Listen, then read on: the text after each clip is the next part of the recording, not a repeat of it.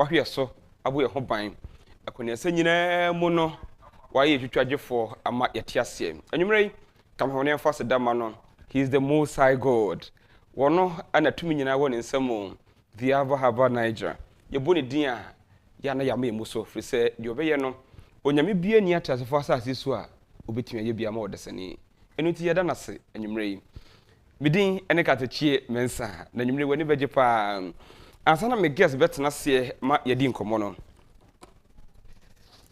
ma me fa kwanya we so na me fa seda piesie e manyumeku asomase mo iwie ya na me guess etena se opini kastie bi na ene wetia na chache mu aba se katachie dwumadi amudie no so mani na ye me fenso so ntime so mi won samuka de mafamu de awrade edi mewura mu amma pie no epese me ni nkyiri mu ache na ayadwapade ene se na ho ama wiase nyina enti anwumre so wotie mi a wo modern ada na get glued to your TV set na yanku anim na yanhwe de dai e wo ma yen you seminar baso se de yenya ho amane ebo no odonfo nyankopon ya adoma pobuso de to studio no nkron 29th April ven no a great hall nast Kwame Nkrumah University of Science and Technology enemu na twumadi baso exactly 2 p.m. na yatena se ya da jeni poso kra hwem screen no eso abi hu se eda so kama mpacho e ma remfi se esi ehiem ho na ye hye nyamedin enemunyam onabo kendo hina Agyapong wotu na monkan ti yeni aka nyina YouTube edi nachi adom ne ehomobro ne kopie mu okonfa no che abayare sabia mu Cancer Treatment Center na oduru ho no na ho akohia se no ma hodo bi a enkoyi wo ho mfidi asaye mpa omunya naso wo boa waye bi na wo so okro nchire damfo nti won so kakra bi ekura wo no fa beka ho na yema Konfanoche Cancer Treatment Center no enye kama ohunu se ya na mpeni ka so bi nim dwonkoku ade beche so ebitimi aye wo ebitimi aye me ebitimi aye odofo bi ye obekwa kopie ho daache so ohunu enu nti ne ho akohia se enche obi hu account number no e wo screen ase pacho ya no wafa kakra won so bitimi bia no na odi asupporto amaye na aye kama Lotus Thai Massage ewo is Legon number 8 Carrier Street is Legon eho eno wo mo senya ya de bia na ese wonu maduro ena nye bibia so na ese yo surgery Davi wo mo de massage bi pins no efri ni padwanum am otumi ade ho SIM card registration so register wo dia Mr. Wemu ya na akọ register efri se ya ban hye wo dia ba ebre no so na wonya ya na se wonka ho no na se wonya wadwene se wo SIM card no be yusu ana so be koso da aye Ghana ni ya wo ye Ghana ndi hye de wotie emra wodi mu na so na timi aboa nti no na se webo *404# na afi wo busaw ensema hodom Ghana card pin number wo surname or first name date of birth sex enwachi obenya unique code na wo dia call service provider hono no so atwa so e dia amount GPO Herbal Mixture immune system booster se soja fo ni peduanum ho ya dia ya de bie no betumi atwa fa so producer Agyapong ninsi no ho de nchen Mose Puma fi se wono wote hoyi ya anom no ma wonye bi na odi nuane so e natural na GP twa ho nko pacho bon sanka bi wo me dance ni inti na mabone die no Radler a flavored refreshing alcoholic beverage ya onye bi no beboa wo ensa hodo bebre e na wodwaman so de betumi edi ho dance e Radler fi se de lemon e na aye egum no mu ekoyo e mo hangover fi se producer safo e na wo so hwe ya o ma Miranda ni nyina bidase se obenya bi egum no mu amame ebrepa mu obi hu mo number se na so wetimi afre kama anwumre bani age na manage haje nyina na se opinika se bi amape na che pop metene nkanye ne o metene nkanye ne na ene twede mponyankrompon adom obepie mi studio ha ya me no be atwenkomo enti mpacho se eba se good kura na ebesi abontene a infree TV ho koso anatena ho mankofon fi good if said de ma o ha no e good papa ebeboa o pa ma remfi se medin katechie mensa na owura me no edi ahia yi oyepani nwaso a Ghana for dodo nada edin a yetani mpa Appiatus Yeah, what me catch will be say and then be interview papa be a friend of Appiatus. Was it Appiatus in the mess? Mr. I want it's not nani age. Na my man akwaba. Open the say. Mo atena say. Na pom to say. Boko. Me din di katechi mensa. Okay. Na also din say. But from Appiah Dankwah. Okay, uru Appiah Dankwah. I had a ya tiemu kese ma me what? Okay. Because my hair for no feel pa. Me feel. That's perfect.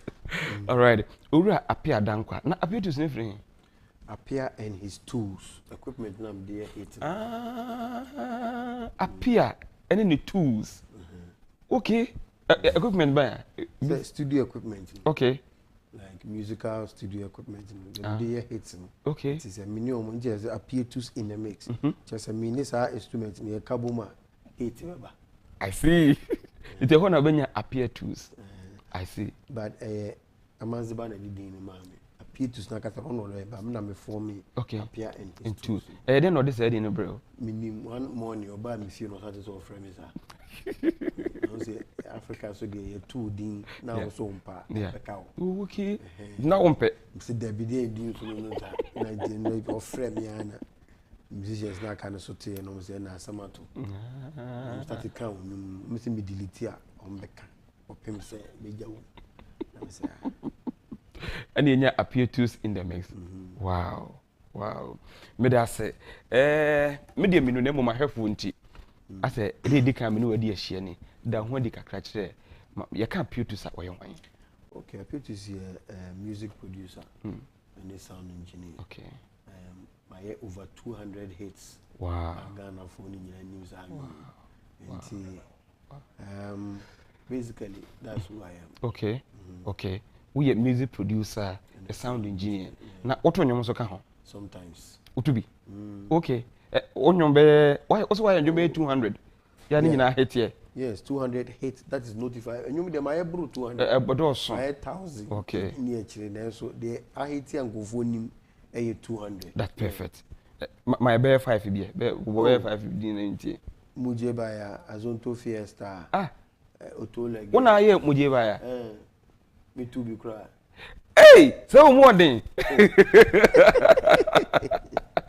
Hey, Azonto Fiesta one aye. One aye otoleg. Whoa. No dey bebre kwa. Wow. All right. Yamra brabo mo. Ufra brabo asesen. Oh, me dance man boy. Okay. Ona me niwo. And papa a friend will say Poku. On the former evening news editor. Okay. In the 70s. Okay. Me mama Susan Appiah.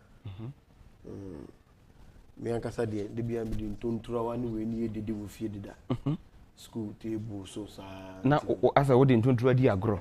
Okay. Ye call assembly school band na me bobi.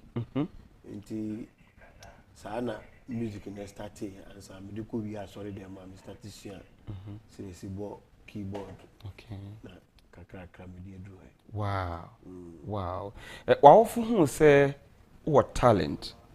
And as when je adwom to na as adwuma ho no omo ye den. Oh, that ma me dey. Me papa kwa de got ya say me sure say kabeti my sound engineer. Sound. Oh, that on prepare because no na me din tun try disturbing one window na chi. Okay. Nti say me as o share say the board drums ana. Na kulo kere. Na say akwa we. The belt did be o sort of far belt na ma me atie mo obo na me di egu.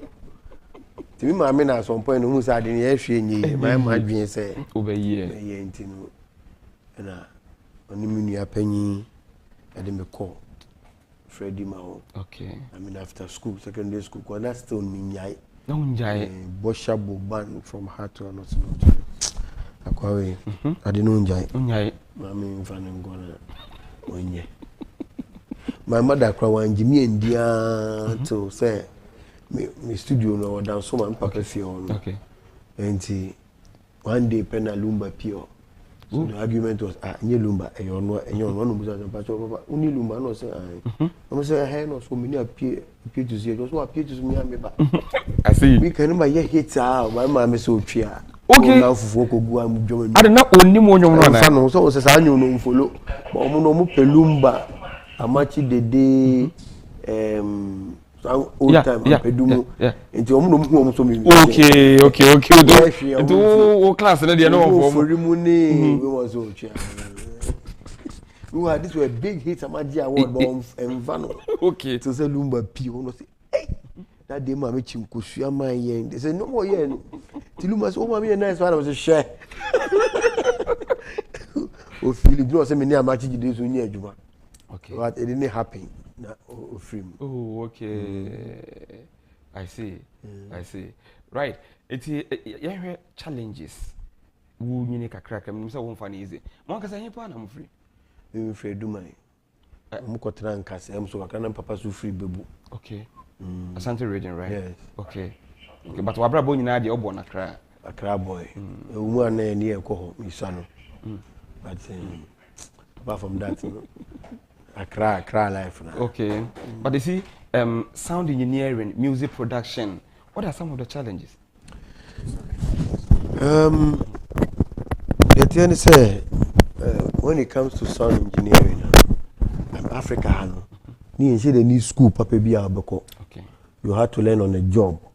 Me time, even up until now, you should need school, papa be a bit like as me call. Be a bit a competent sound engineer. So to become had to learn from studio to studio, and at some point travel. Okay. Abuche, me call Abuche, na me call Twaso, and the mommy me drew start staging because now me person me sound international, and I had to really work hard. Okay. It took some time. And you know, Appiah school na abeko na wo na syllabus be ready and Appiah 3 years maybe 4 years maybe. But we there was say 1995, so it took me a very long time. To say survey, you know, so I've been doing this for like 22 years. So now I you know, sure. My team when it comes to sound and all that. I see. Yeah. All right.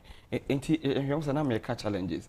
Yeah, now watch us. I had the any institution be a bit so a senior boy or more now. So say be a say Unauthorized. Him say film. Yeah, which ma acting. Acting na say be film director na institution wo no mo. Be more 4-year course.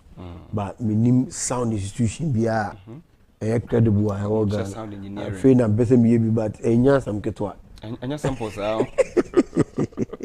That's not what skills that I'll be to me actually. Yeah, but you see when you say an institution or normal it involves a lot. One casano you also uche teacher for. Okay. No more bechere. I see. But okay, Bruchra, it didn't different from Omudomo institutions, no. Yeah. Open film, sound, BBR, they have it. Oh. You don't have to really hustle. Proper ones is there. And the Okwa institution be na Canadian also. Well, at that place, no, yeah, give visa near the Ako. Don't you go travel visa new as Aqua more be intimate. Then I still had to go to the big studios, but some of them, no, they will teach you at a fee. At a fee? Yeah. Or they will let you work for it. So you produce unbeatable. Into by mama young artists, we know about no much of the official. Sometimes I just needed to sit behind a desk and maneuver and learn for myself. But I desk in Ghana. Yeah, to have a certain understanding.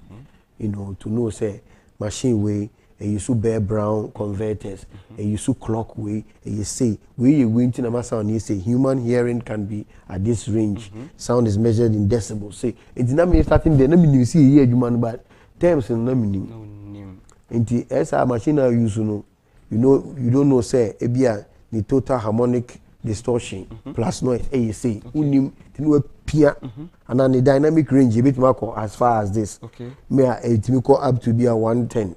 And so now push you 124. So then you have distortion. And says I know money you know they hard dream. And the one hand I quite say and then we nya the French na me nya good cook the dey be on where do you say yeah also because last I will try and error. You have to know what you are doing, and that's what is happening to the youth. I went through that, but you need to know what you are sitting behind and how it will relate to the human anatomy. The sound ankasa is physics. Sound because independent debate. Sure. It is OTR. It has to work with his body, in the ear, how or T-base, how the frequency range.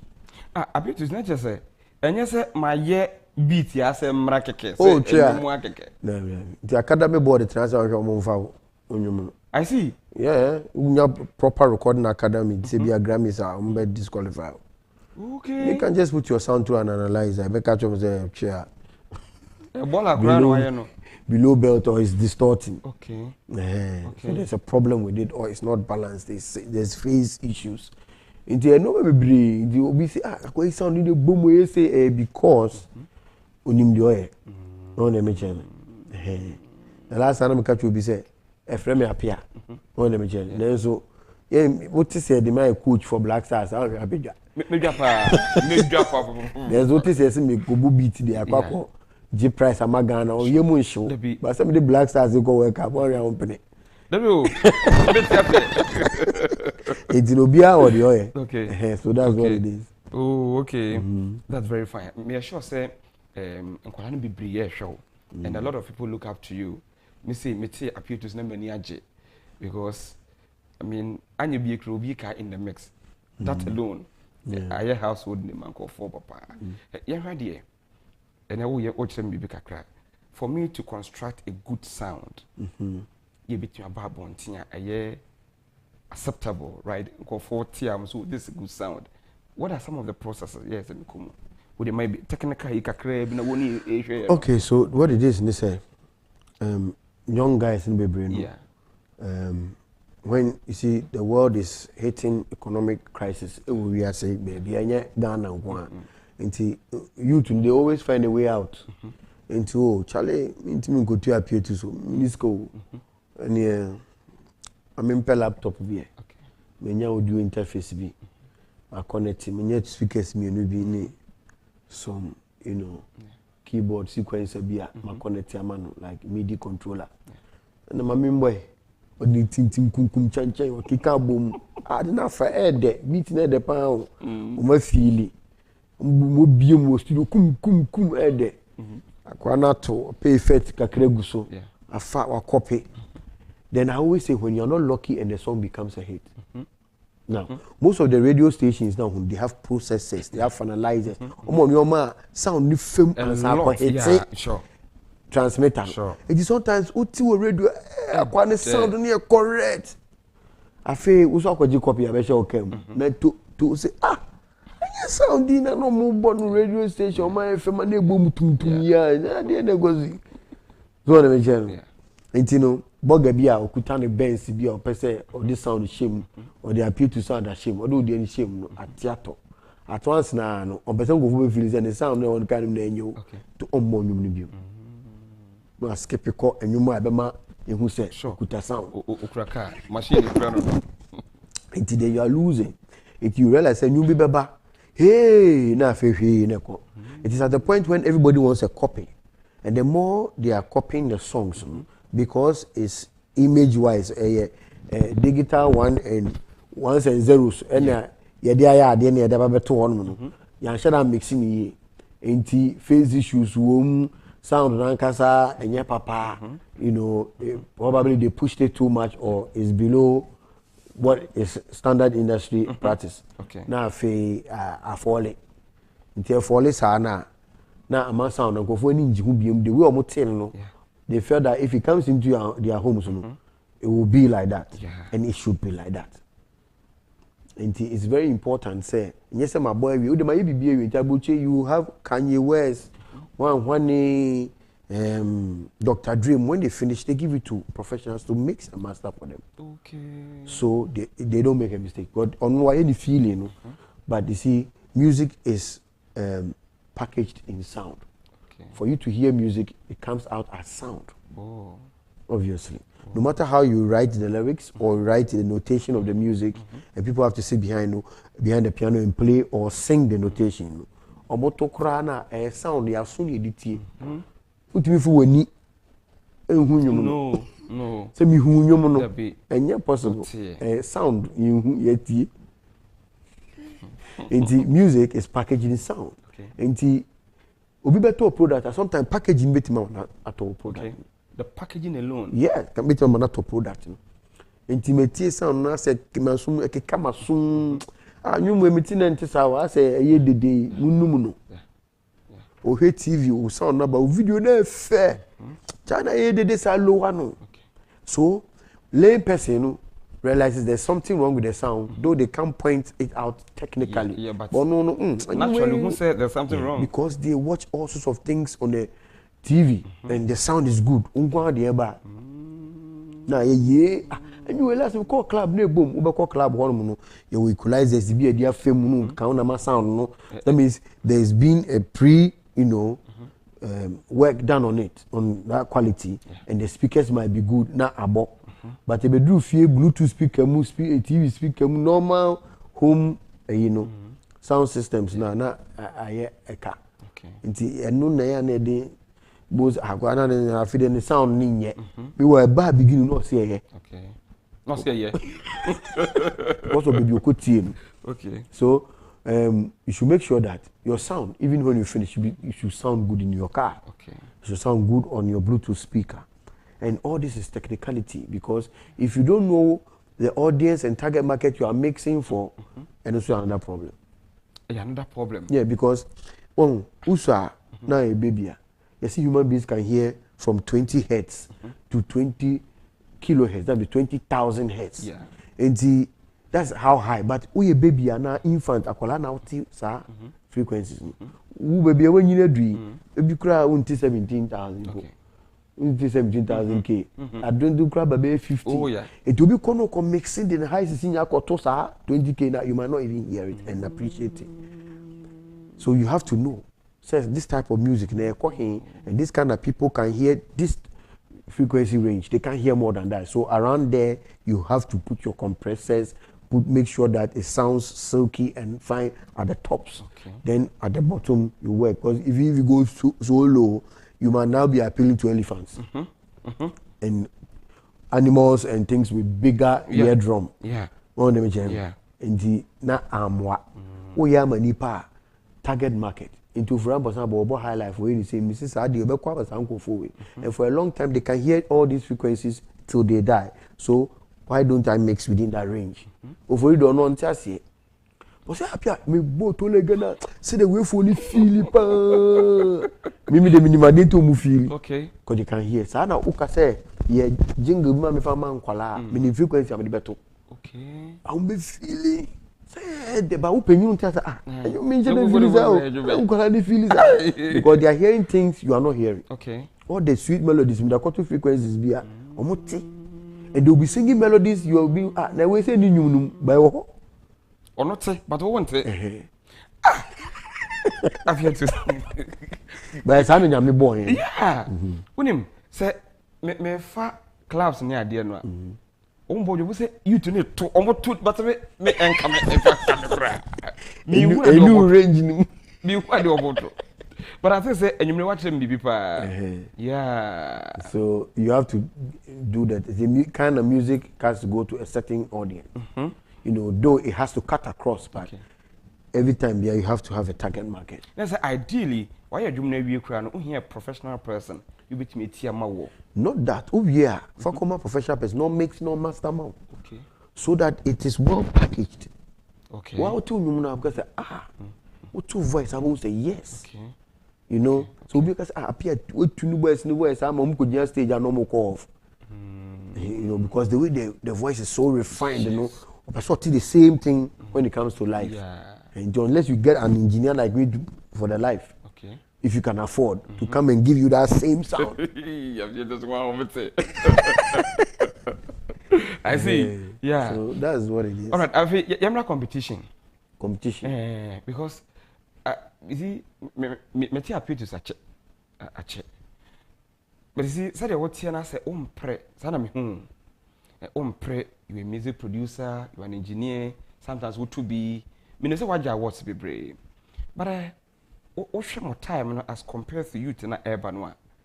What difference be one? Okay, so now I say economic crisis in here. People always find a way out. Okay. They want to survive. It's called survival instinct. Obia will be kakra ufi or day You see what I'm saying? There's so much influx of studios. Okay.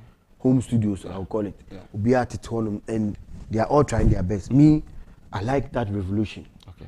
The time near Norso, I me and JQ, and I Zab, and I Sugartone, and I say Morris Babyface, and I say Hammer, and I say, JQ. I tell you. Now see, now okay, now see mobile later. Okay. So all the so gospel mostly. Yes. So, but now see to me a nice high life. Yeah. Yeah. No one home to buy that. But to me a nice high life. Yeah. So that's what it is. But and then my dosu. And I did piano. Here now a quantity. Okay. Then now you have to look for the quality. Okay. That's the problem. Okay. So I don't blame them, but when you don't know how your sound should be, and you feel like oh the why nicely and mouth. Then so every time I will be out to piano, there's complaints. Keep giving it to a professional and keep learning. Okay. You understand what I'm saying? Because me can say me see sooner and be a professional and you no correct. Okay. Well, it took me so many years. You went through a lot. And then there's a difference between experience and say well experience at the end home. They be say so which match sniper when they get you be no or bonu to from any distance with discipline and accuracy. Obe bono we baby pa. Ade edi obi ase obetime training ye waso. Waso? Yeah. Because me no ka say the eba na sa na wotin. Sa na wotin no. Ho na me chem. So uka say sa na Appiah voice etie. Then so me to record my voice with my computer the same way I'm talking. Na me tune na me dey broke. Appiah voice na do. Oh, yeah. Because we didn't know maybe I could cap no more the no there was so there adding to training because it can only interpret to the brain what you are hearing as it is. Into one can be funny, sir. Okay. Then uncle translate it outside the way I till you know say you got it right and you have to keep giving your own sounds to professionals. They do it and then you listen to the one you mix. Then you see that, hey, I need to learn. Then you learn on your own sound from what the professional has done for you. You learn on it. Yes. To have now I try say you emulate what is done because now you have the stem files. So Appiah kicking boom. Hani you say mid range you say and you say I have very round. I say now we see. But okay say what the force be mix here. Ube drew me age you know.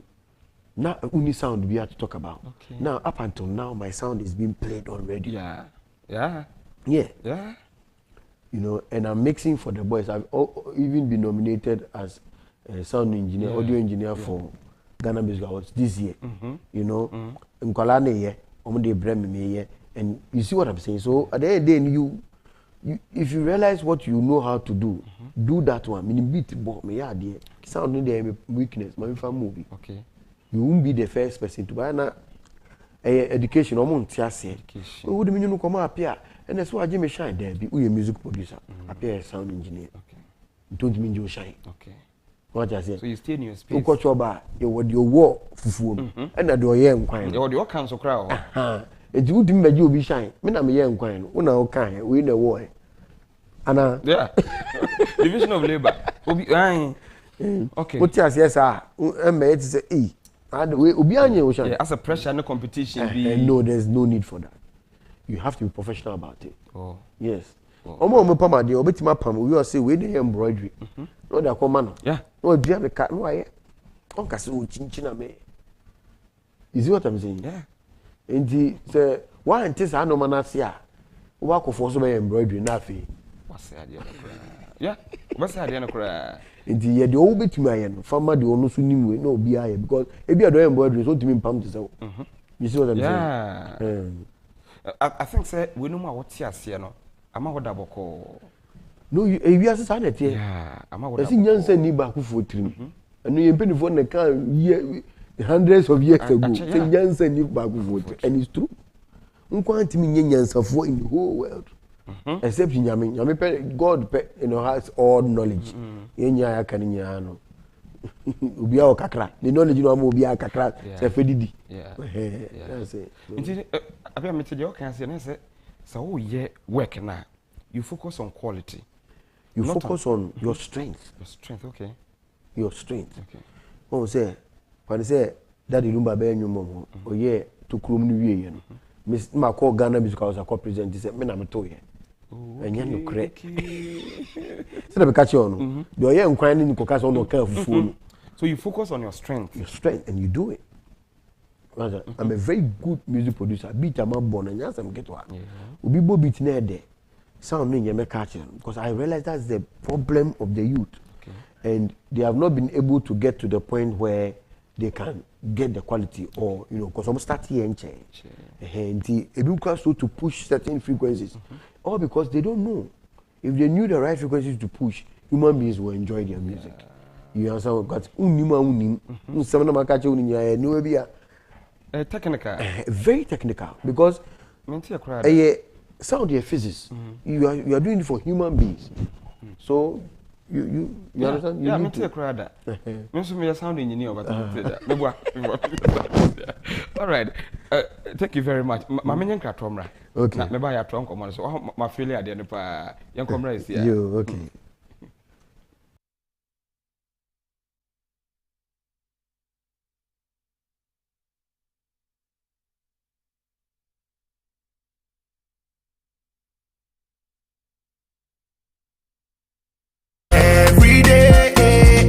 Every day be summer, it be the right away. You been on I come yeah. Baby, I don't. Mommy rada. For inquiries and bulk purchases, contact 0200-111101. Drink responsibly, not for sale to persons under 18 years, not recommended for pregnant women. This advert is Appiah approved.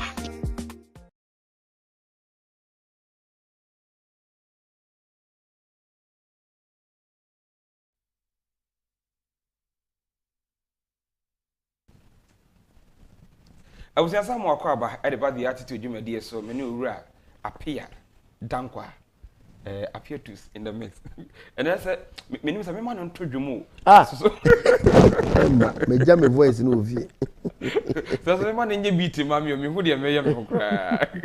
Oh yeah, jam, oh yeah, Juma be brave. Na the me fe, ye me de one no what double call. Papa be can say be me, be 10 years ago, so when my Juma on Bruni. It is only media oh yeah, pressa. But in some walk and someone, we just say utility a bebo pa. We say a kitty whistle and you do room ra. Appiah, Miss Samuel Quaba. Yeah, dear. Youth in a ebano. Say, or maybe a trust will be near Juma a dear man for ye. Over talent to crown near dear. See to me keep whom we are in the music industry, your future. Okay, let me tell you. I think say kufu be brain tiase. But me mama had a saying, or say come do I say come do. Make I say come do. Okay. What dem chen. Unse say ubi hit pe or say music industry no come do. You are making a big mistake. Sarkodie is not saying that. Okay. How 2BC is not saying the same thing. Shatta is not saying that. Shatta Wale is not saying. Medical Stonebwoy is not. What you know? Oh, can say oh me media no. Come there. Yes, structures has to be put in place. It might be your structures. Oba ha bankers, almost structures. Abaya yamo. Oko teachers for almost structures. Abaya yamo. Oko doctors. Almost structures. Abaya yamo. Ye na oba na yem tokwa. So I always say we don't have to reinvent the wheel. That time, say I feel I'm going to 4 square. Yeah, and I'm going to spherical. Say be. That time you say around. Yeah. Udi sheka say beko. And fa ho kan, who can be an tie around. Who can the tiny box. One them general. No matter the inventions never still no car tie be around. Okay. It make chan ho. Inti if you say system has to be put in place. Okay. Yeah, royalty systems. One of the big problems because that's how musicians make their money back. Okay. aban ama companies bi to say I think say VW or Ghana, right? Yeah. More cars, Volkswagen cars or her. And then is there for assembly. Thank you. So aban bit make say okay. If same your big record companies will meet my Buame system. I ain't a big deal. Okay. Most of the African countries have done it. And we can do it. But Obia come back and forth. We don't need to. The thing has been done outside is successful. To do why and ultimate far plan at the back. The same thing. Yeah, a democracy same free. There's your five free baby. Say you vote to pay me leaders mumba be leader. At the over 60 years. Yes. You go free baby. No, and but it has worked. And then I just think me come far system I do America na UK. Near fan Bahama in here. Okay. Now one musician no majuma oma enipa. One musician oma DJs ajuma. Oma radio stations ajuma. Yeah.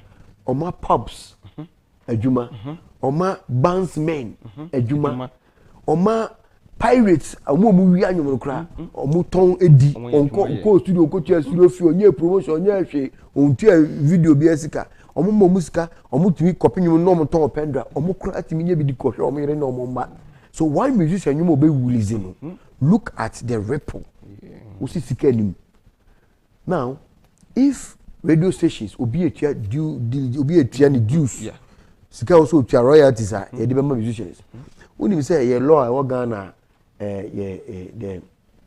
you be skebia ye ji report for every media be to carry media files like CD no we can home omo friend is levy CD levy okay and that's why CD levy so you use CD bi obi use pen drive phones and it was say timisi law no parliament because according to trends administer because na vinyl na ba cassette tape na ba CD and na akonanim it just say abanitimi law no updating from time to time say right now this how it is because imagine the phones about Ghana imagine the laptops about Ghana imagine computer desktops about Ghana what I say imagine all sorts of me carry pen drives about say ebia ye 10 pesos kura wo so say the musicians you know yencha you see can give to me yet Sanko nya de ba aban has to take that money for us because some money yet me carry media files yes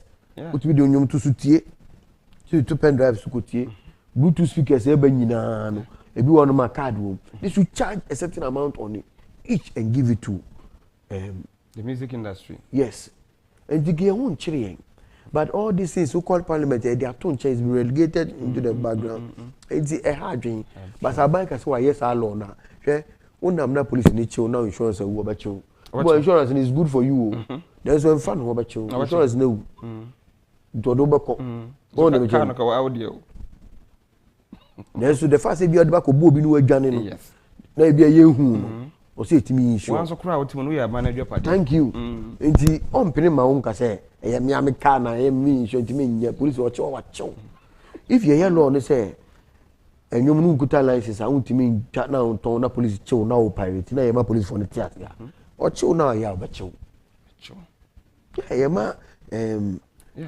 IGPT as say enu ni to ma soldier police for the theater no munya theater ya no hu so bi na kwan o ton CDs o ton pen drives o license are the ton o twika na only license police chill wa chill enyom meka say wa chill and the kwa be fast o be free in the case but wa chill what do you mean, Gaza? Na me, do you know me? And do you know that? But it's like a so do you know? A bit yama musicians so ejumana kosoro. That is what is happening outside. Yeah. Now, all the technology that comes, they take something on it and give it to the people, the industry people. So we can actually have a bank that is dedicated to understanding any type of job. Okay. Say ube here skadia kwesi. Sa skani bino. Uba krana so pay ska kwakoye promotion. And we know say you're a musician, you are oh hustler. You remember uko abucha sanity. Are you getting the point? Guy be by most of so your project be e man the council no e man £200,000. Those days, yeah. I was in the UK 200 me you crashing me. Yeah. Say okay, on fan because so you man I be encouraging you £200,000. Pounds. What you go see affordable house. So for me no man. I see. And I was a guy working with him. When you know That's kind of thing you know there you know. There's a common you know. Yeah. Into on share the hit or say or yeah you may be in for free street to advise the youth and things or to meet church on the letters to come and cancel. Oh man, that's kind. Oh. Now I feel my joy say eh. They club and cry and free me. Yeah. Are you getting the point? Yeah. So the law must work. Keke. And the government, it won't cost government nothing to say pen drives the back room and in any way anything that can carry media files. Munina move to 10%. Should be a levy on it. Levy way and a bet safe back could be also. Near the amount musicians, actors or movies, movie directors, no one. Yeah, I charm. Ain't he? Bibia by Beijing, as canon quanky, I mean. Yeah. Mrs. As canon quanky, I mean. Would they we a radio station about ya? When tia, we hear no song, no wound tia, where you royalties are reduced to Gamra now we are. Yeah, Baby close down. Now bet you 1 million Ghana cedi. Osha say, Honorable Agyapong will not watch you to play the music without logging. What I say? Because work fast, I'm not till baby or general. It's the say, Oba and Yonyum to abide the decree about. So these things, Abai can do it without hustle. It won't cost Abai money to go to Parliament and pass a law that this is now a law. Legislation is in effect. Don't try. Obi very straight. Okay. They cannot judge. Me see Ghana for who person who you be etia a law. Opa ubeko traffic lights. Esiso we train we na we akọ we train na we akọ. Me endum light. Aje obi oto ice cream jana ice cream be si ho na ofa nnua bi wo kọ onu na obo nkofo ma bo tie mo ti V18 na omo ni taxi driver pre. It be young to kwana be 4 hours ya ka one place.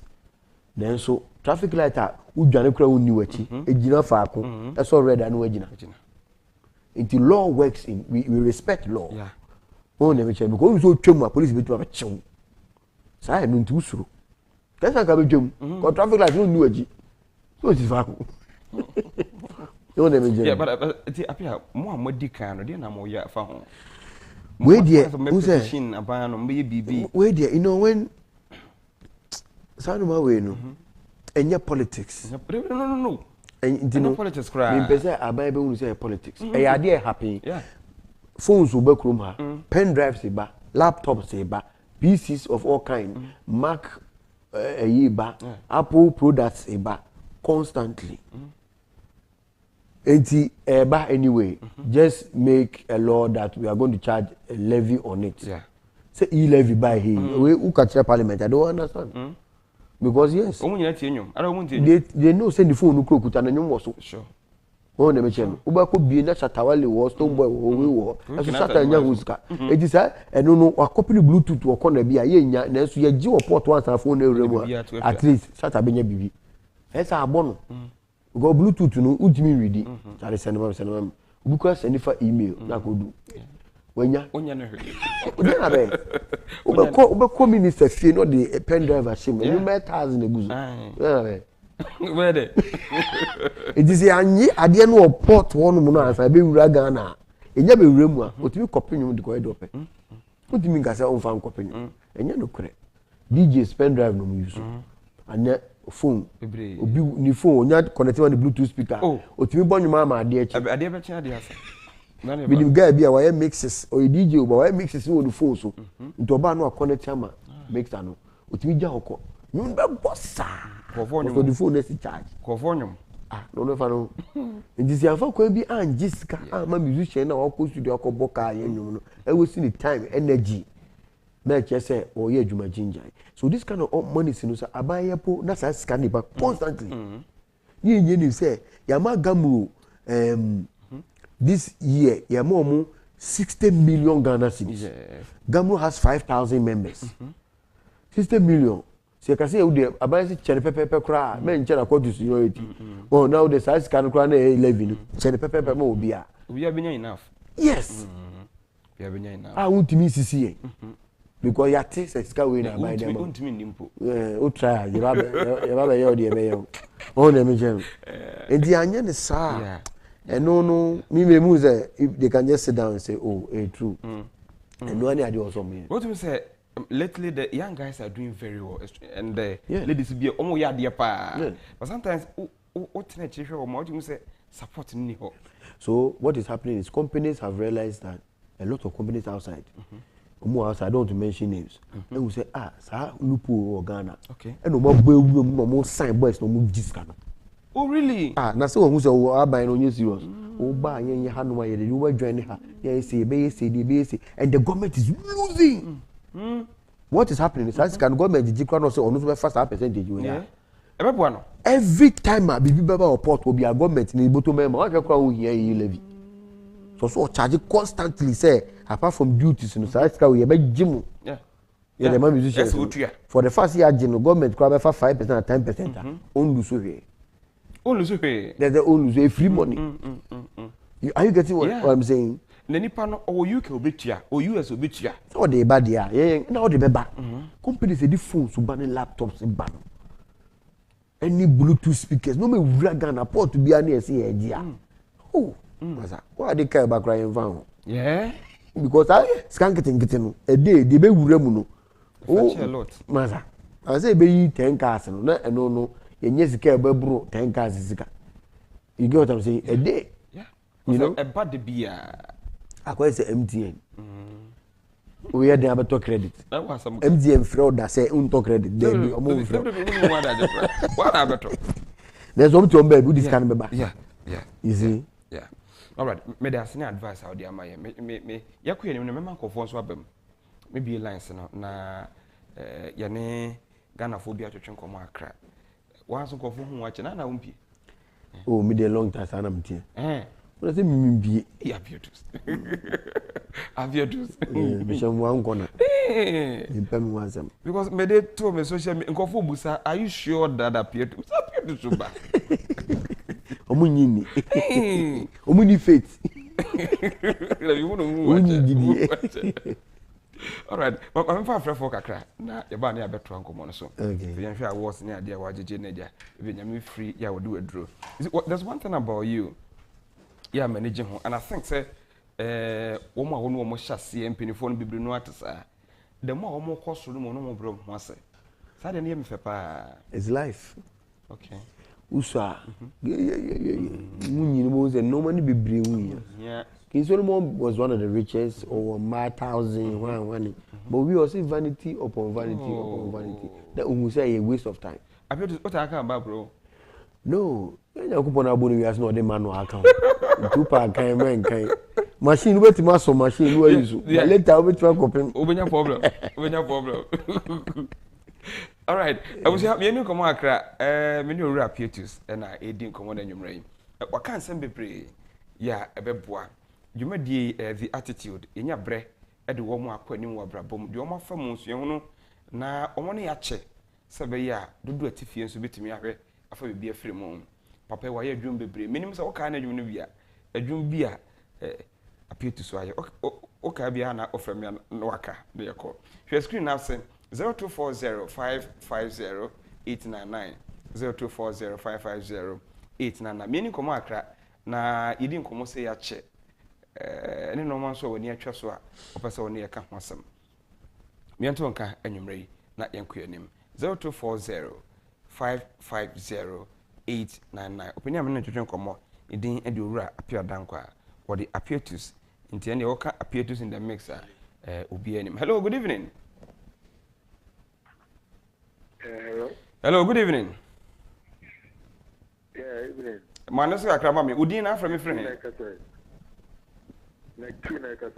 Okay. Pato my intio. Yeah, hello. Yatonka tie me phone so why? Hello. Yeah, I said onte. Say yeah na on person mu tie me o TV setting him. No problem no. Enti tie me e wo phone no so se be ya e betimi edi nkomo. E pato number na 0240 550 899 many ura Appiah Dankwah Appiatus. Or a sound engineer or a producer. Hello, good evening. Yeah, good evening. E pato udin na from me friend. Pato my intio. Yeah, pato me Appiah and better share say I separa you and you papa if you message in or their prayer. I'm a small boy, meaning me. 95 about the order, but all the Wow. Yes, so do I say, or heard no so ye pass so. Idea what ye and said the brother was no. A Yemanica. Enti from it, Nami and Incomo 0240 550 or here screen as I will say number no equal. Not what my friend Edin Como. Hello, good evening. Hello, good evening. Hello. Voice no form. Voice of form. Good evening. But my interview. But so the Appiatus at why are these Papua Ghana musicians? There's a Ghana young artist. So when you are taking Nigeria region, Nigeria beat, those that are also not Ghana, Nana Prejudice or Nigeria for whom if the Ghana from there, as somebody office that you do music, you know, my Nigeria football or more Afro beat, then I got opportunity Ghana music industry. All right. Opabeno ha, you never try on Comona, Ebusano, said they will so hono. It's here now after 0240 550 899, not that one can. Now also so, Appiatus, and what they have, you won't not your pa. You won't not your pa. Hello, good evening. Hello. Good evening. Good evening, sir. If I show Dean, now offer a free hand. The Pacha Family Napukum Fefi Abdukma. And I mean you. Appiatus, we are dear. Also, yeah, dear. But me who need that. And then me first time I me who know. Oh, really? Oh, sir, because me and I'm a DJ from 2000 up to 2000. You know me. My born in Bibri, but I could the pie, me word of your friend, Madra, and the Kumikra. Wow. What I said, you know. I see. I don't know. Appiatus more thing. No more thing. Tell my other say what why are there? No, a nice man, gentleman, Yamishano. And no offer pa. Oh, me, my guest in behind. Oh, much I see a dear moon. I'm working. You didn't want my use to me, so. All right. Hello, good evening. Hello, good evening. Hello. Yes, sir, good evening. Yeah, good evening, sir. But you didn't now from a friend. From me at the Mensa. It's very accurate. But you mind you. Hello. Yet don't come into. From me at some of your Mensa. All right, mind you. And I appear to have sick. I are there. Now, mental advice, and they say, Anka, almost contact about moving for be not side ye. On fan come on, yes, say, government media age, mamma, musicians. All right, you. Yeah, that's it. Say, once we're free, and what do I venture? I can't remember home. I was your tea anyway. Ese oma yidin komo akra ekasa ya che eti my introduction komo me number no I was screen ase enti ya na wa frɛ me I'm for hello, good evening. Hello. Hello, good evening. Hello, good evening. Yeah, pato udin na frɛ me frɛ he Mede nana kofi kondia me frɛ fi commander. Okay, commander, pato my intio. And you bring Appiatus, Wama Yenyaji, papa. In fact, Wama, Makake. Hello. Yeah, you don't kapa. Wama Makake. Those days, 2005, 2006. Opromoti, Praye, Uta, 55. Na Oforam Ponseni, Kofi Inti, Rakia, Emanuela. na no honke ka ho no me radio DJ in fact me kata wona mo ba Appiatus ne selection a ehun de okoye na me amenyu age okay menyu age pa nti yara say na ideas a odurgu akwam no we hope the government officials and ampanyimfo no bo so me na was a boy and young talent are ba Appiatus yamin show amenyu be yenyu age all right hello, good evening.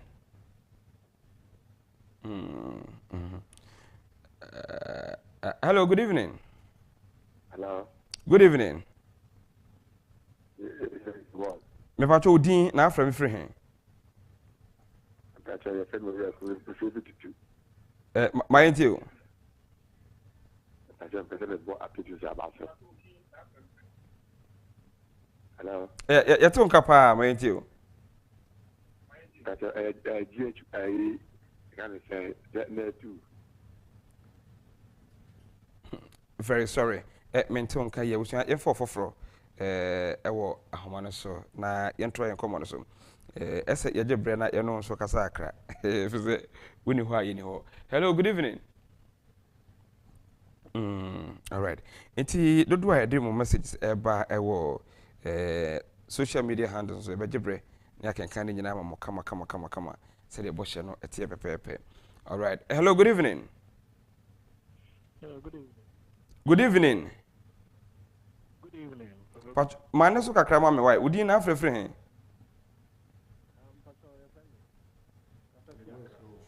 o voice wo form mentonka right mentonka. Hello, good evening. All right. Enti ya hwe ese ye nsaka yeah, also more copy Nigeria for Recently I did an interview who said Kelvin Boy yeah. A high life. Okay. Rhythm based high life. Okay. Very popular song. My leg again you touch you or something very film. I hate it. Okay. And that is the thing. Indigenous music. Okay. The high life rhythm elements. Okay. And unya yes happen it connects con Nigeria for no so it doesn't look Nigerian. You understand what I'm saying? Because he ain't rhythm there. Ombeji BBF and say high life ultimate. I say ultimate Jamaica for reggae. No dance. No matter how obey you krum ultimate from some that reggae dancehall. Ene ba kono ultimate nyeda. Hip hop America. We get den omumfa mawo. Same way uba na obe pre high life ho omega say Ghana for them me enjam to ye modernizing no ne enkoso ani enye so that they will know say this sound is from Ghana. This sound is from Ghana together they will say this sound is from Ghana. No matter what the Nigerians will do, it will come and sit on top. And that's what I did. Constantly be an the elements I Ghanaian share production. The Cuba no jama a free Ghana. Eti uja toa in the next 10 years Nigeria for no be wi an kakra for bohu ye say high life in Ghana bio na youth na be ba no so no no time na o di 10 no munim sisi o ma be nyinyi o ma ka so na Nigeria for dia no ma fawo so Ghana ni bope ye say Nigeria for dia so we should keep doing it for the sake of the next generation. I always say if we are say ne baby a shine bibi a say ya in the next 5 billion years, aliens will buy how much to Coca-Cola bottle. Yeah. Coca-Cola. Baby, Coca-Cola bottle. Okay. We go be sure to na Coca-Cola. Basic ne. Ufa baby and why? I didn't that's why I really. Omunjai da. Who said who say Coca-Cola advert din Coca-Cola no to say Gary. And then chine. Omun said anya advert dey be aito. What are better no? Yeah. Yeah. Who products be bring ya advert. Me say who say Coca-Cola gidi advert. Who ha no board back. Says let's do be ya. This is you. And then we don't really pay much to advertise because Oma Yama Agyapong. Okay. Oh, they mention say go kudi. So I feel say or say ya na fe e be norm let down. America for my hip hop and they've not stopped. R&B omudia. Omudia. Do be ye be and omudia. What is your own? You can Black Stars crowd me say move Ghana. You just Black Stars are Ghanaian team. Ghana rings in your mind. If you call World Cup now, your team ni back with friend Black Star. Who say a club team could Dean Black Star ni use. Ghana pet Black Star. If you can say you Black Star film, you say you Ghana film. Stand no say you high life and the best say unyati the word high life. When you say oh, we dey in Nigeria for there. But Appiah there na ma as a almost shift. Asia tra. And then they are according to who say hey Nigeria for no hit to Ghana. Time Nigeria for no hit no. Me who say Oma ba peace square bape I counter them. Mujebaya I counter them. Nam di Emmanuela me bro ma no masako. Una Emmanuela. Me hear rhythms are and mom we confused. Then they go back. Because I told rhythms the best way to defend is to attack. Yeah. It is na je ki so bo jamani e bo na ha ma so bo ne ya more chance. You just to say Kim boys ne copy. How? It's very disappointing. But why didn't according to said the Black Stars any Nigeria football. Now Black Stars say bobo ni show omo pom. Yeah. And they say grow how mun timi baba go. Yes. Because in the movie ya mun ko maybe a movie what's that bobo on the same and then the poor match na mo tra play no bia nko me kro ma biem you guys have be share airport of fefe be welcome moto yeah oh the major because that's what we are doing. Yeah kasa yeah bobo no say pom in terms of music yeah bobo no dey say pom what is bad. Yeah, because if you play a rhythm and it sounds Nigerian I bear them can they be me very okay. It was funny but it was sad. Or see engineer be friend, oh boss Charlie I get plenty beat oh. I say which type of beat? I say all the type of Nigerian beat I get some. I say why the Ghana one finish. The Ghana one finish. Yeah, a good question. A good question. Yeah. Because I born Nigerian beat better years ago. Need the end of Mobi, which is bad. But if Kwame Eugene, KD, Kevin Boy started it, I like what he did. Okay. It don't rhythm so far to confuse them because they can't come down to our rhythm. Yeah. They don't understand it. They don't understand it. Yeah, so we understand it. We should keep doing it and for convince them. It don't mean na boys in your toes are trending. You're close to Nigeria. Okay. They will sit on top of Africa because right now Africa is what is about to take off in terms of music. We have hit 1 billion already. Okay. If not already, we have hit 1 billion as a population in Africa. Okay. And we love to see Africans, we love to hear African music. So, also be your Tanzania, Miyanyuma, or the Obi South Africa, Obi Waha, or the nominee, so, if you go and you go for your rhythm, they like it. I must say kwato. Ghana ye bibia ba ni akofa. Kwato ni akofa. Ye say eyi ni akofa. Bibia first one ye fa ye de ni ishim. As you focus. If you do that, you become a copycat. Okay. One who never copycat is there. Easy thing. Some exam room na ye chro na ama etiminche no no ni madie. Ni ti ama chro my name is Ama. Na me chro my name is Ama. Be Philippoto. At least also me trust my name is Appiah. Yeah. But if you are mature, my name is Ama. Mr. Makocho, my name is Ama. I'm a girl. No, Mr. I'm a girl. No, we are girl. That's what Ghanaians you are doing. But this is bad. Okay, Appiah, the people say, sir, engineers, na. And you're my fault. I feel say, if we say a trend about Nigeria need a trend back, you should counter him. Funny say you're born here, born. There's no way as a moja be allow ma de born na ko she ni pom. It is what had we chow. Yeah, you better red card come on share. The aim is a me my own share. And they make chow near my red card and a yellow card. Yeah. Say about Kwabet family that be there. When chow be chow. What the Jumna here to 20 will be also a defend the country and the heritage. Yes, and to ye pet at the end of the day do encourage you. Munye. I like what this boy is doing. Young guy Agyapong, Black Sheriff. Okay. Oh, da. Whoever is not tonight. Ghanaian, pure Ghanaian. No Nigerian will say like that. Okay. What I say? Okay.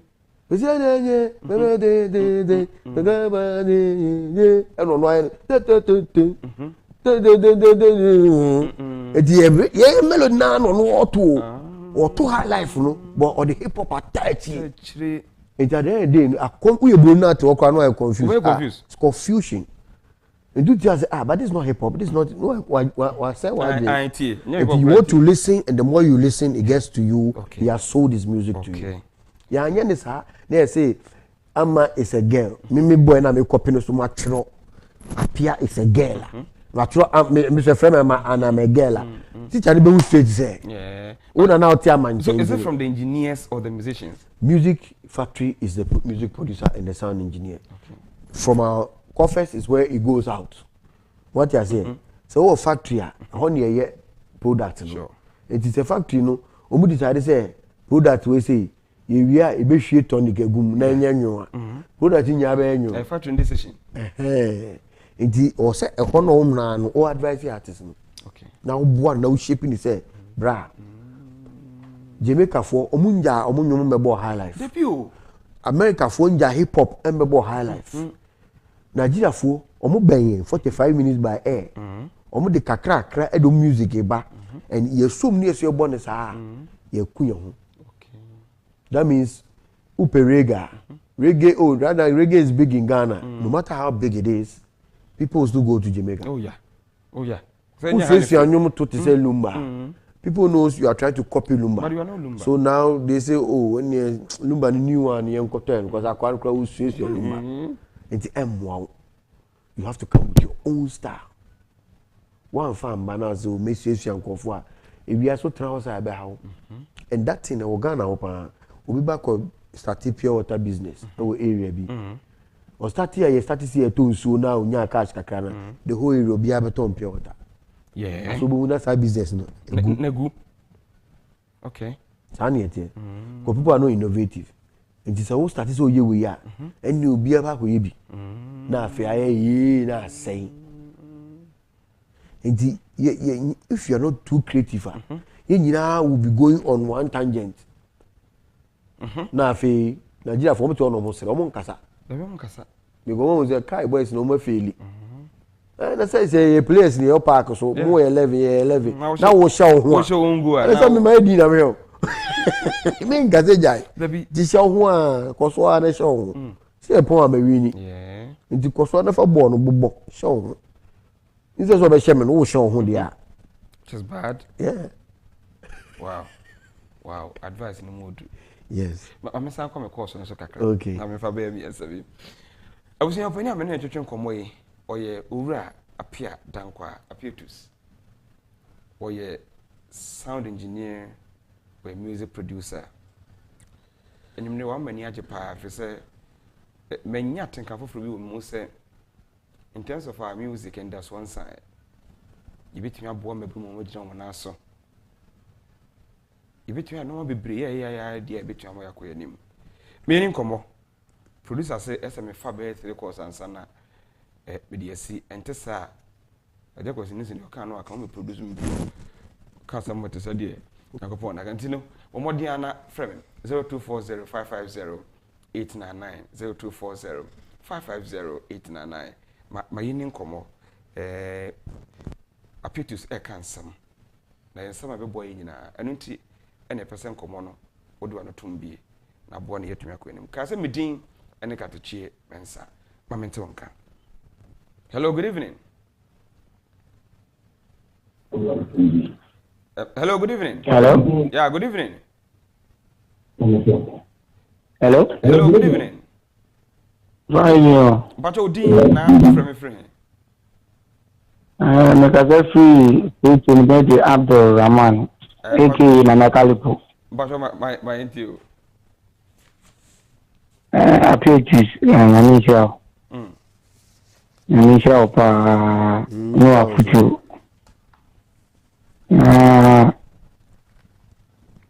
When you ma could be so happy you say, you know that na nyuma nko adding badding. Mother sana mtuna kabebe. Appiatus, they know this. But I do have you to know. Me na bega me bo anyu mo ma. You sure? We happen this. These are the support the black shirts. But that's yeah, so that was very. All right, Jonas Insia, also Mr. Ken, please, I need your advice, minimum advice, here. As the coaches, good evening to you and to all Kencity group watching you live from Germany. Good job. Osmond, I don't do it, but good evening to TV. Good work. God bless you. As that's pause, I say, Appiah, you're too great. Greetings from Belgium to you. All right. Good evening. Hello, good evening. Actually, your friend is What's that friend? Stop this, Gary. Okay, Patrol me and you. Yeah, Patrol, if I can appreciate the power industry. I'm going to let him. I'm credit me say, all of them. Okay, they are pay your memoir. It's a boss. Now, me preserving the sun say, I believe over time. Assistance in me wa then said the omoye dey boa because we ye mu bi ati say penny bi so management nanka from the guy free aban ye mu bi a parent grant support that's what we music and that you know we dey said the young bit I found that we obi ndi bi no bi ndi bi push it and they see forward because majority were talent, but we face challenges with any issues, any parental issue. But at least for moving on, we see all right. My name said the opposite almost was sent for. I send a quan benso. Say your record one free and I say Casavana okay. All right. Hello, good evening. Hello, good evening. Hello, good evening. Yeah, Pacho Dean, now for everything. Pacho Medidi, friends, Afrani. Mind you. Listen back, I made in Scakra. Also.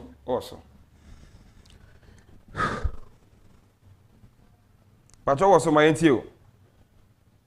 Okay, I me bought me a penny Appiatus na bazo pa nyamisha no pa na me mpaibo nya se nyaminya ni kase pa na media o de sendu se oye no nyame enka no ho in fact da bia metine nyum bia no in fact touch ndi me de ba de ba ko pe na me ka se ne ahobase owo a odie ni bibia no se nyame se nyame mana ho de pa mai na dwembe na wai nyame nka mo ho ne adwumade amoye nyame hia mo pa. All right, yes you do as bebre. All right, baba no obi se momwa wo and the whole things back for 20 years adwuma. Okay, there are thousands of underground artists obia so nyamwa and a bad thing say you need that much record companies on because of more sign artists no more boom. Yeah. And then they're bedding. Because uju kasa obua Kofi no ejai adwa na ejai. Ana said the waji din so bo ba ko be ka kire obi a. Wasapa. All right, enje da ye de yakobo da si. E dey na wo ka kire me bu no youth a yiri e ho person omo ye bibi in the music industry. Well, me one thing is perseverance. Men give you up. Okay. Ma trade now obeso usuani. Okay. There are a lot of lessons online.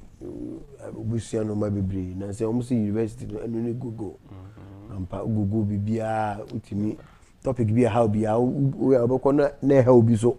Obusa question mo bia answer no. Nti usually uko YouTube so abehu videos and for discussing and one. So ade bia obemu a say business bi na mpese mi remu a o say me koko hu omo ye deda no na mbu so omo challenges dey na wo mti no we options o be ya na o ye dey onye so asa akukudro na unia na opebe bia fa u fi so betimi ana wa ko face edi enye se bia o mate se we nye ska me kai say sometime bi obi e bo aso ne e bo mpa no sinyame sire u shira job no shira me sa man ka hwe point am say bra we are sure say na mani hunu no why prepared for ubetimi aso job dia amani hunu ben no me say na job an say nyame shira no ndo fem Interfere me man no cooking say hey there be want to me na me say it will bomb empire you careful. So na kan wa what's yeah, go be asem. I can see shall say Job na fe the Job yi brewa na man huru ba man sha untumi. Oso be super. So indino. All right. Until as a stay focused. Yes. Na uhun dia wo ye na wo ye. Don't just get into it. Then later come and say music because a lot of people who complain, you know, they jump into it. Okay. On the mission. Okay. Myself, I can say I jump into it, but I realize say I have to learn this trade. Okay. Say me tiadina me yenasi. Nti me mama nti ase anko echeji eba the music industry na everything dia me tiase. Na me nti we say yes you me say akwan so ha. Akwan wa ba we nsu na only one way. Because sometimes we can say music industry na saying. Okay. Big musician, mbese me boni din. Appiah musician me den na say ono nyuma na o kan say nti nyuma nyina o say ai. Ye connect no so na nkofo da toto omudidi wo ho. Na mkopa aggregators no mbe omukoye no mko fight ye e no no beje because you know omo no ne sign contract. Nti to so na ye friend say ni nyum ni nyina no omo sa ka say. Nti o be sa charge this kana na me ka nyo so omo man advance bi. E no busa say I no so oni na me bie ma na me so omo man $100,000 advance. It because I don't tia me na so o meet na say we office scandals no so omo nya 100 but omo nya 70. Afina no bo cha. Osabia na say what tra wa man for didi wo ho kra no. Hwe say the mom no they know they can make money. Yeah. So they give you $70,000. O say eh na say e men ka say seed ni ye jai ton etwam. So people from Swaba bank also ko na ko hwe adogode ba ka say oh there be me there seed na sent no be wu awia wa boka.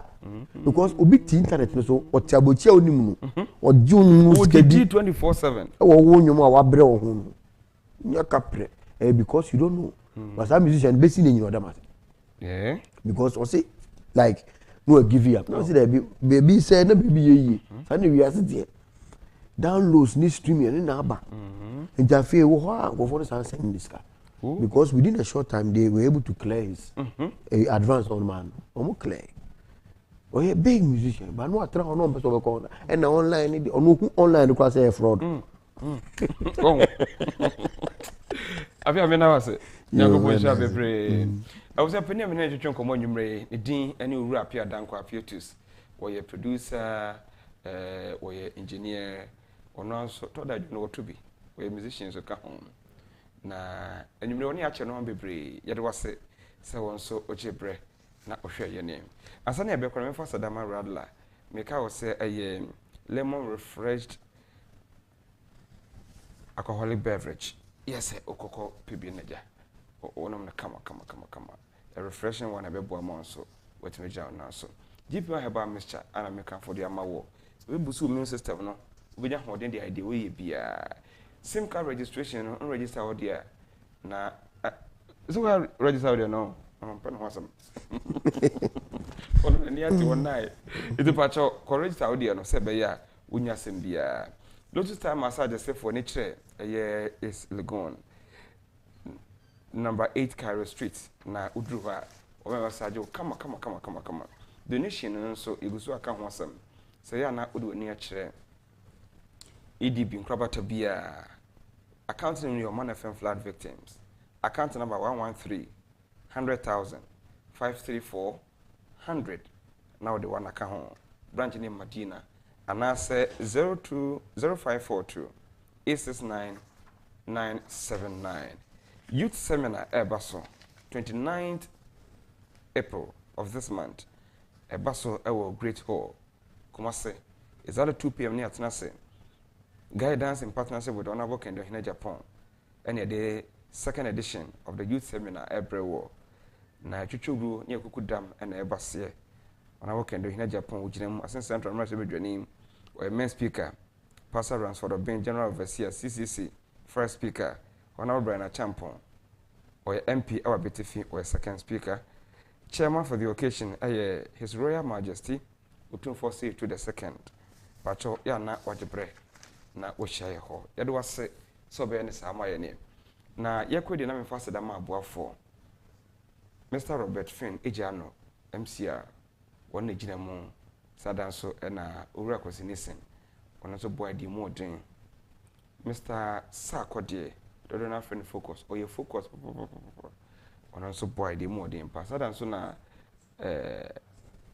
Christ love producer on na nasa for the na baby na aja bend o producer from afar ni nyina mu no fatal zanzel on also boy impact busua odon for dem be sense me din ka teche mensa ya ushuru Appiatus obi bia na wada na sia mame se ne wo baaye makra bye bye.